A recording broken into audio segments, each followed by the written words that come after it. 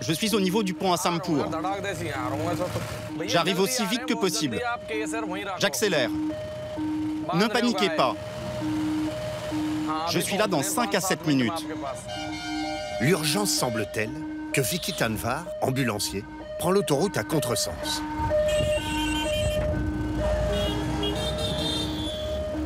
« 40 minutes pour arriver en pleine campagne, dans l'état de l'Haryana, au nord de l'Inde. Le patient est au bord de la route. Allez, on ouvre le coffre. 2 assistants vétérinaires sont déjà sur place. Qu'est-ce qu'elle a? Il y a 2 fractures, une de la patte avant et une de la patte arrière, et 2 plaies ouvertes à l'abdomen. On doit se dépêcher. Les blessures ont été faites à la hache. Il n'y a qu'une personne cruelle qui a pu faire ça. Parfois, les vaches abandonnées vont manger dans les champs des agriculteurs, et ça les met en colère. Si nous la laissons ici, elle finira par mourir à cause de ses blessures et des insectes. Prends la corde. Il faut que 2 personnes restent avec elle dans le camion. On y va. L'ambulancier l'emmène aux urgences de l'hôpital Gosevadam, qui soigne exclusivement les vaches sacrées.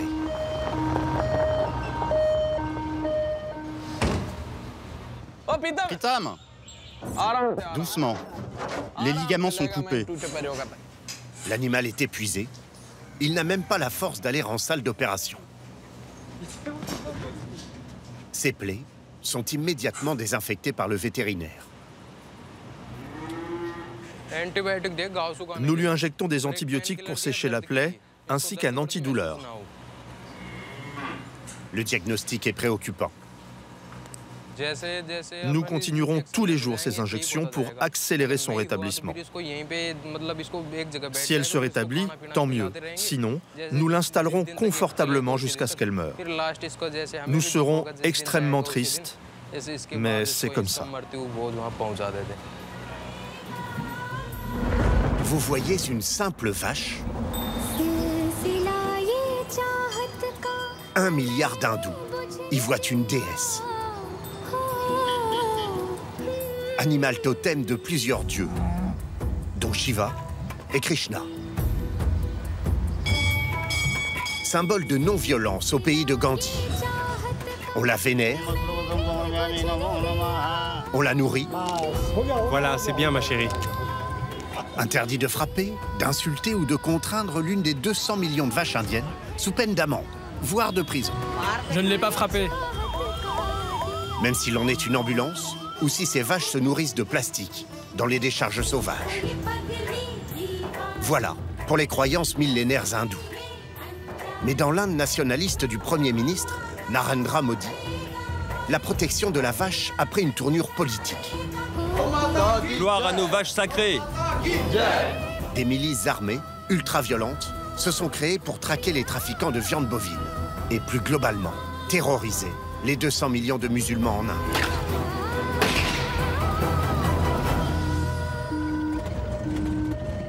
Deuxième intervention de la journée pour Vicky, l'ambulancier.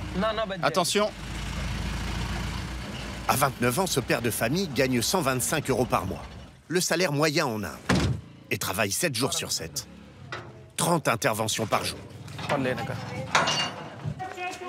Après les coups de hache, cette fois, une vache très agressive. dites aux enfants de reculer.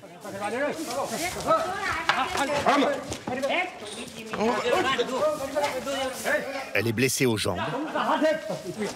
C'est la propriété avec son veau de Ram Babu et sa famille. Attache-la bien et attache le veau. Nous l'avons eue quand elle était toute petite. Nous la considérons comme notre fille. Elle nous donne encore du lait. On a tout essayé, mais elle ne se rétablit pas.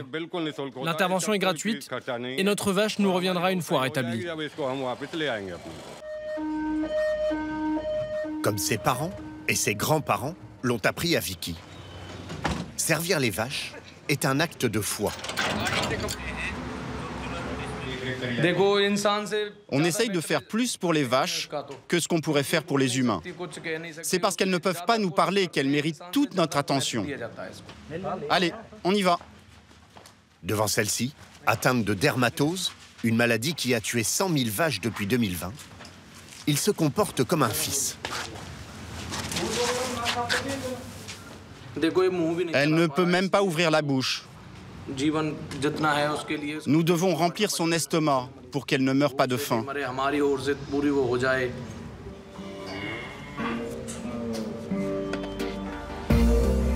Ces vaches sont bien tombées. L'hôpital Gosevadam est l'un des mieux équipés d'Inde. 300 places, 7 ambulances, des bâtiments propres. Où sont les gants et les bonnets? Donnez-moi le plateau aussi. Le plateau. Un scanner, plusieurs salles d'opération, des instruments stériles. On va utiliser cette boîte. C'est Pawan Dagar, l'un des 15 vétérinaires, qui s'occupe de l'opération de cette vache, lacérée par des barbelés. Vicky l'a ramenée il y a quelques minutes. Où est la bétadine? Nettoyez la plaie doucement. Je l'ai anesthésiée. Elle ne ressent plus la douleur maintenant. Elle dort. On va faire une trentaine de points de suture. Nous essayons de replacer le muscle. Pour cela, nous allons coudre un patch. 2 heures d'opération. Et la vache part en salle de repos. Depuis 2013, 40 000 vaches ont été prises en charge et soignées dans cet hôpital familial. Shyam, apporte une brosse. Il a été créé par Pratyak Sharma et sa sœur, issue d'une famille très pieuse, et financé uniquement par des dons et des aides de l'État. Ce soir-là, Pratyak contrôle notamment la rééducation de ce veau, heurté par une voiture.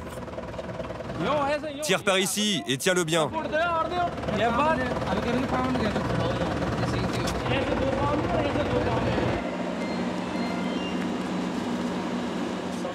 Il y a désormais 90% de chances que ce veau remarche et se rétablisse.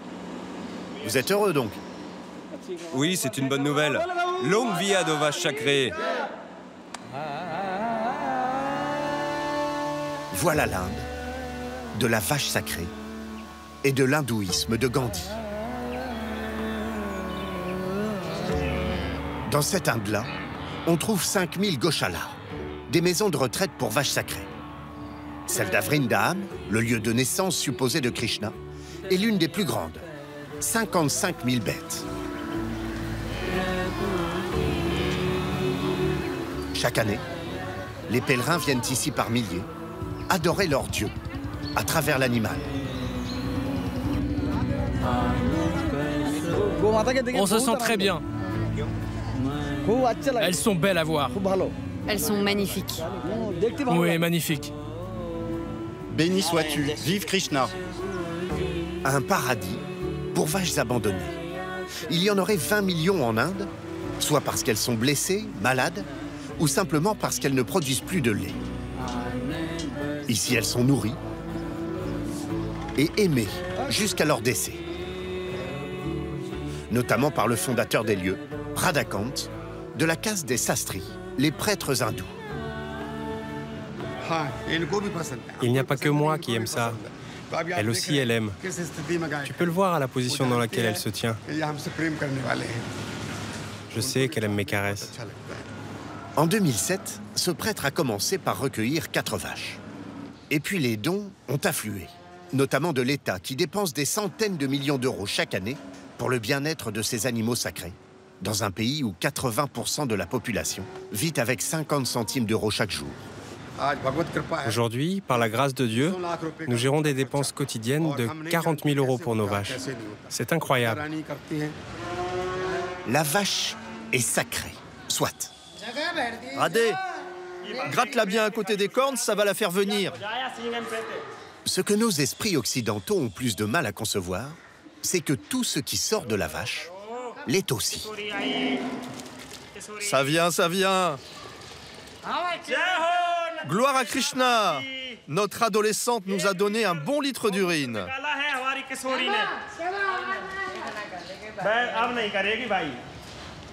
Et cette urine, Vive la mère vache. Vive la mère vache. Vive le dieu Gopal. L'urine guérit la douleur physique et procure la paix mentale. Elle aide à se débarrasser des pensées négatives et à mieux respirer, tandis que le corps s'adoucit grâce à elle. ce n'est pas très propre. Non, c'est pas vrai. Il y a 33 millions de dieux dans une vache. Il n'y a aucune chance qu'une bactérie s'y trouve. C'est un dieu, donc on peut tout consommer.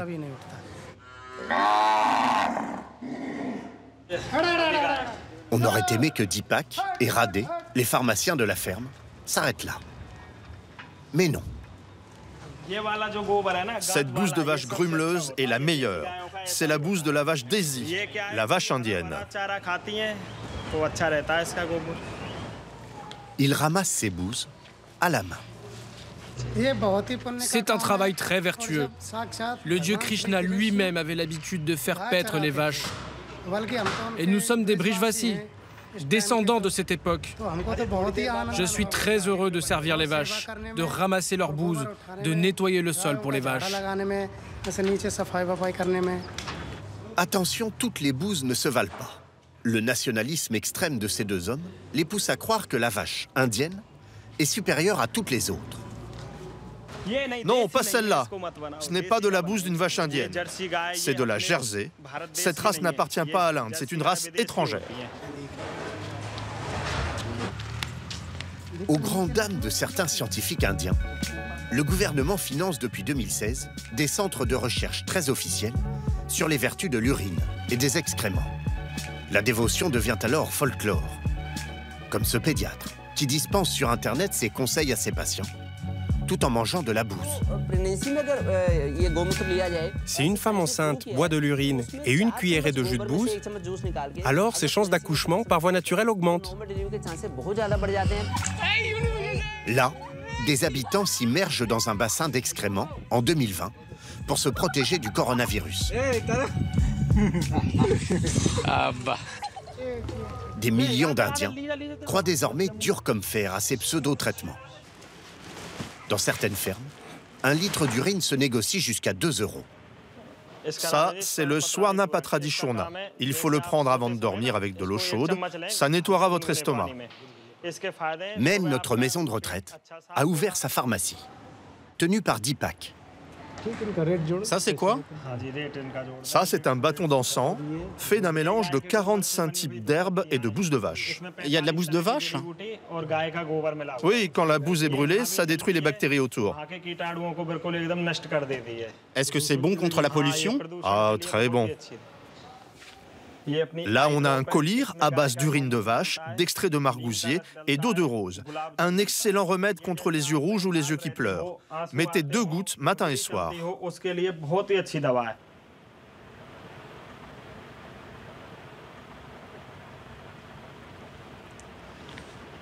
Ça pique, non? On sent une légère brûlure dans les yeux parce que ça nettoie la rétine. Et ça, c'est un dentifrice à base de poudre de bouse. Mettez-en un peu sur vos doigts et frottez comme ceci. Ça gêne pas pour la laine? Non, ça contient des herbes qui empêchent de sentir mauvais. D'abord amusantes, les potions naturelles de Deepak deviennent inquiétantes. Pour le cancer, c'est le meilleur médicament. Je peux garantir que quel que soit le cancer, le patient sera guéri. C'est dangereux de laisser croire que ça peut guérir le cancer, non? Il n'y a aucun danger. Nous avons réussi à guérir environ 200 patients atteints de cancer dans notre centre. Habituellement, ils seraient morts à 50 ans. Ceux que nous avons guéris vivent en moyenne jusqu'à 100 ans. Je n'ai pas de preuves scientifiques, mais tout est préparé selon le texte sacré Charak Samhita, écrit par les sages.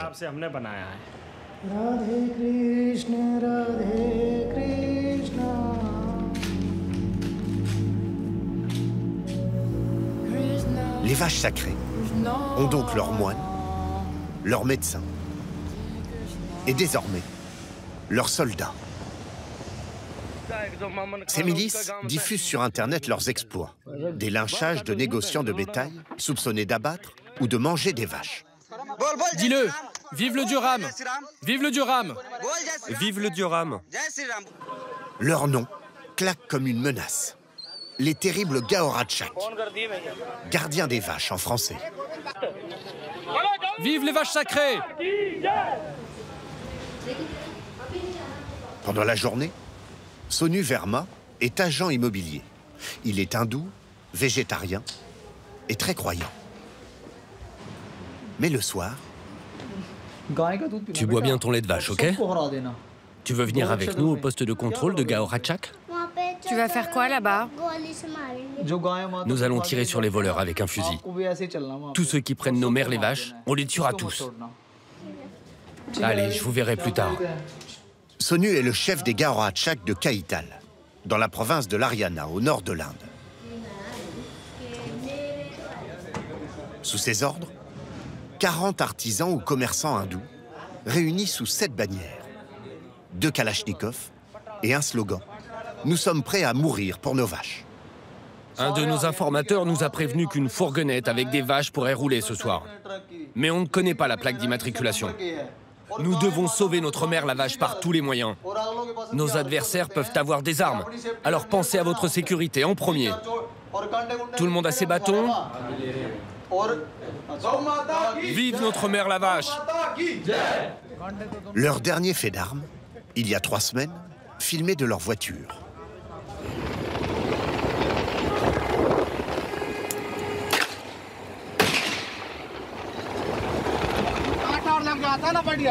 Ce camion transporte de la viande de vache. Et là, nous essayons de le rattraper. Nous avons tiré dans un de ses pneus, mais il ne s'est toujours pas arrêté. Par peur, les trafiquants préfèrent se débarrasser de leurs marchandises. Regardez les vaches! 3 vaches, le long du parcours. Ceux-là réussiront à s'enfuir. Mais ce soir, ils veulent prendre leur revanche. Une herse, des bâtons et des armes à feu qu'ils ne nous montreront pas. Même si leurs actions sont illégales, les Gaoratchak sont tout-puissants. Roulent à tombeau ouvert en centre-ville. Ils ont même une sirène. Et passent sans payer au péage. Ouvrez vite, nous sommes des Gaoratchak. Et laissez passer les autres derrière. Le véhicule poursuivi est un vieux fourgon. Ok, allons-y. Bloque-le sur le côté. Plus vite. Passe la 5e. Demande-leur de s'arrêter.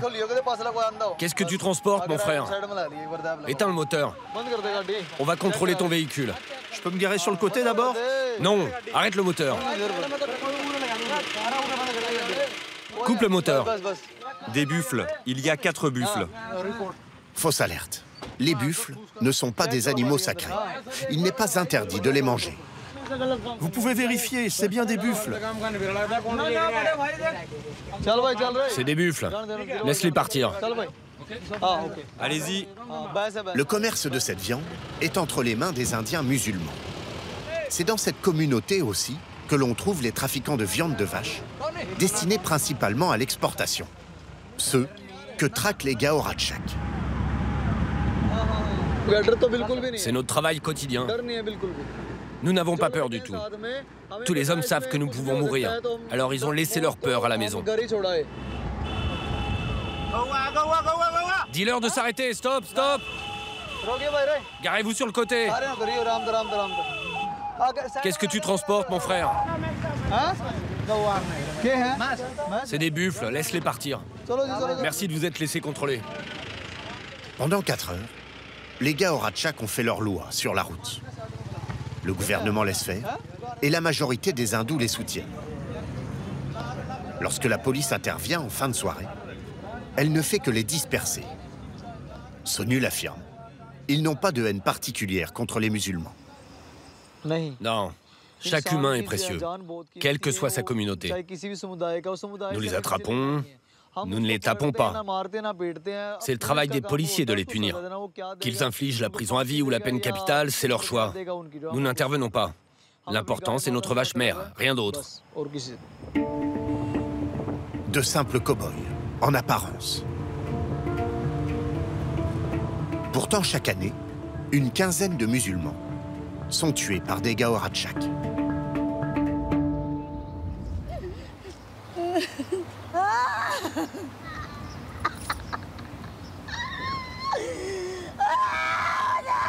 Tu m'as abandonné. Allah a pris l'homme qui nous faisait vivre. Le mari de Sitara Begoun a été abattu en 2021 par des Gaoratchak et enterré faute de moyens, dans ce champ.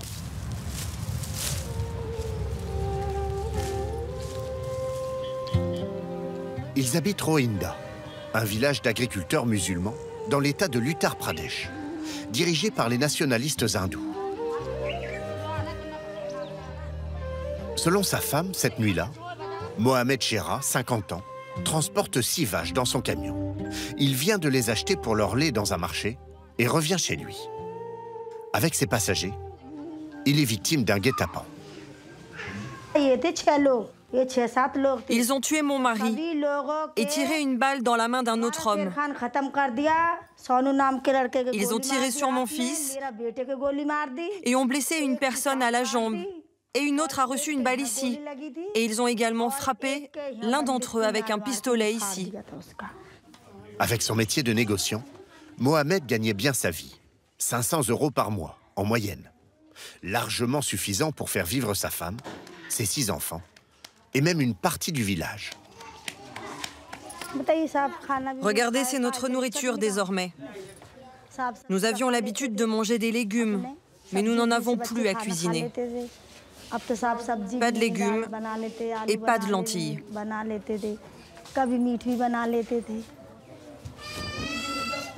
Comme son mari était soupçonné de trafic de viande, Sitara Begoun n'a droit à aucune allocation. Je veux la justice. Le gouvernement doit penser à moi. Comment vais-je pouvoir marier mes filles, m'occuper de mes garçons handicapés? Dites-moi ce que je peux faire. Les meurtriers de son mari ne sont pas allés en prison. Ils n'ont même pas été arrêtés. Selon la police locale, il s'agissait d'une situation de légitime défense face à des trafiquants de viande. La vache sacrée, symbole de non-violence, semble bien loin.